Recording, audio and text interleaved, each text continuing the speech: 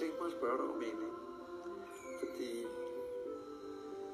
for det første så var det et eller andet noget klaver, du kunne eller havde. Og hver gang vi kom forbi klaver, så spillede du lige det. Ja, den eneste jeg kan på klaver. Hvor kommer den fra? Det startede fra dengang, da jeg kom på seminariet. Så kunne man vælge mellem, på musiklinjen, der kunne man vælge mellem violin. Det var jo noget, vi gerne ville undgå, ikke? Ja. Og blokfløjte. Der var ikke noget med guitar. Men så var der klaveret jo. Ja. Ikke? Men for at få lov til at komme på klaverlinjen, skulle du kunne noget. Så skulle man kunne spille et eller andet, ikke? Mm. Og så gik jeg hjem, og så sad jeg og lavede den, altså bare for at kunne vise ham et eller andet. Okay. Og så kom jeg op til ham, til den der musiklærer der. Så sagde jeg, lad mig så høre, hvad du kan. Så spillede jeg den der, og sagde, hvad er det for noget?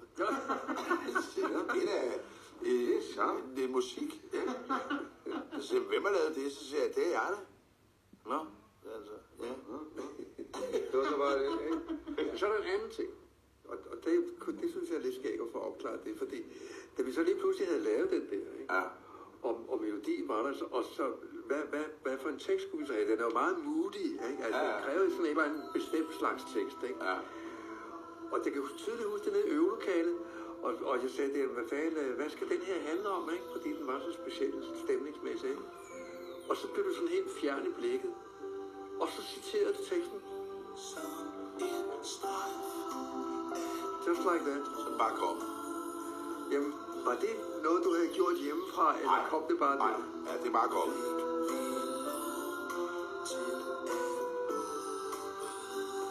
Så er det jo fantastisk. Ej, jeg er ikke sådan en, der kan lade som sådan noget her. Det kan jeg ikke tåle mig ud til. Nej, jeg var ikke klog. Nej, men så er det var flot. Det var også ved, jeg er sådan en, der kommer ned og siger, jeg har en melodi. Ja, må det ikke.